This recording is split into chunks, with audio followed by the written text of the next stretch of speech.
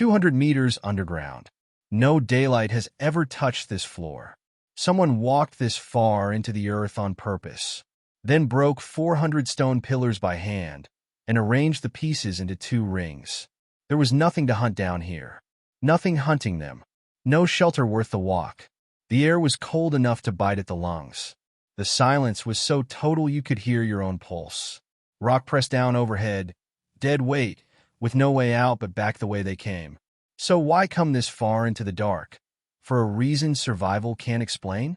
This happened 176,000 years ago, long before the first cave painting anyone has ever found, long before writing, long before anything we'd call a temple. Something had already changed inside the mind that built this, something that would eventually give it gods. Rewind 1,000,000 years. The brain that came before this one worked differently. It solved problems. It didn't ask what they meant. A storm was just weather, not a warning, not a message from anything. They flinched at the sound. Then they kept walking. That was the whole event. The part of the mind that tracked danger never spoke to the part that tracked other people. A hunt and a friendship were handled by 2 different systems that never once compared notes. Even death moved through the mind this way. At a site in Spain called Cima de los Huesos, bodies were dropped down a natural shaft for thousands of years. Mostly, this looks practical, a way to be rid of the dead. Nothing more. Except for one object. A single stone hand axe, placed among hundreds of bodies. Nobody agrees on why it's there. For hundreds of thousands of years, the mind stayed built this way. Sealed. Efficient. Uninterested in meaning. Then one of those doors started to give way. 100,000 years ago, in what is now Israel, at sites called Kafza and Skull, someone dug a shallow pit. Not thrown in, lowered, arranged. Someone placed a wild boar's jawbone in its arms. Someone dusted the bones with red ochre. Someone tied a string of seashells around its neck, carried from a coastline days away. This is one of the earliest burials we know of where a human being was laid to rest with this kind of care. To understand why, don't look at the grave. Look at the person standing over it. Something new had entered the human mind by then. The ability to hold another person's thoughts and feelings inside your own. To imagine what they wanted, what they were afraid of, who they were, even when they weren't in front of you. That ability doesn't know how to stop just because someone has died. So the person in the mind kept going, kept feeling present, kept feeling, not gone, only hidden. Maybe that's where the soul began, not as an idea, as a mind that didn't know how to let go. Grief was only the first change. Somewhere behind him, a branch snaps. He turns. Nothing. Wind, probably. Or nothing at all. But somewhere in his mind, a system built over millions of years has already made its decision. It assumes something is there. Every time. Just in case. Guessing wrong costs nothing. Guessing right, too late, costs everything. So the mind learned to guess something first and ask questions never. Here's the strange part. That system never learns to stand down. Even at the fire, even surrounded, some part of him keeps checking the dark. So what happens when there's no predator left to explain the feeling? A field, dying of thirst. No rain for a season. Nothing to hunt, nothing hiding, and still that same old alarm going off. Not weather doing nothing. Something withholding. Something choosing not to give rain. Give that choosing a name, a mood, a memory of who it favors. And you don't have weather anymore. You have a god of storms. The fear had found its shape. Now it needed a face. Put a human mind in total darkness. Take away the light, and feed it rhythm instead, drumming, chanting, hours of stillness. The visual system doesn't go quiet.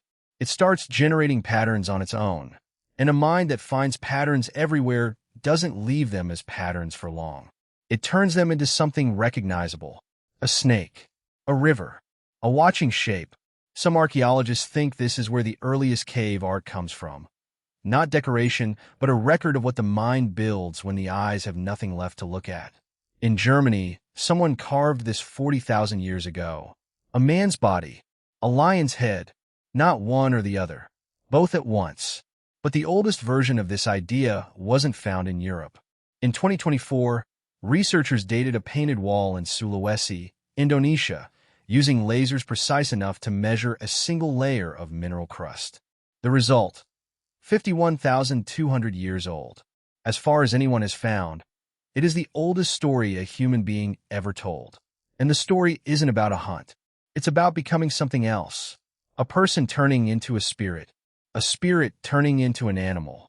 A private vision like that doesn't last.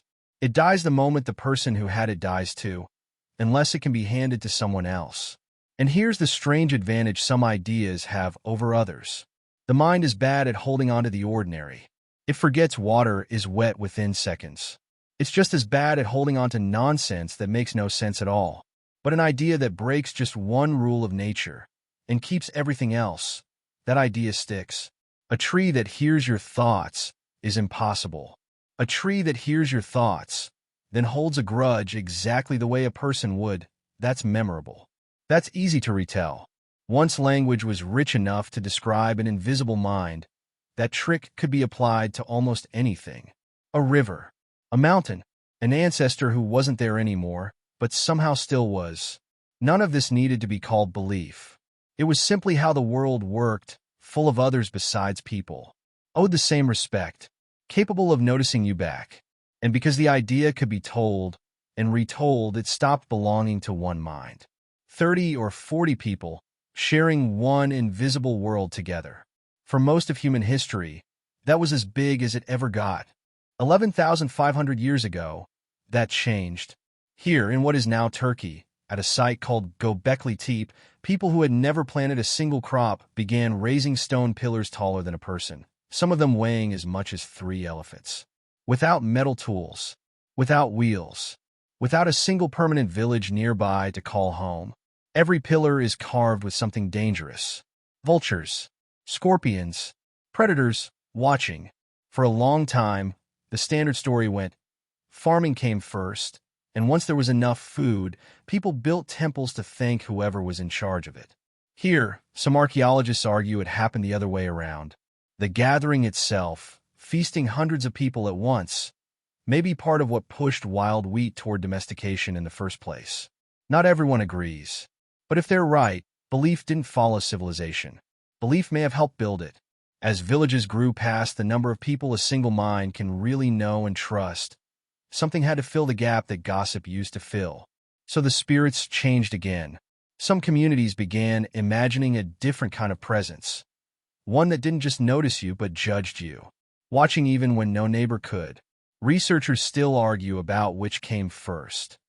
Whether these watching gods appeared before societies grew this large and helped hold them together, or only after, once they were already too big to manage any other way.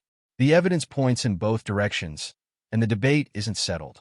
What's certain is this: somewhere in that transition, a god stopped being a neighbor and became a judge.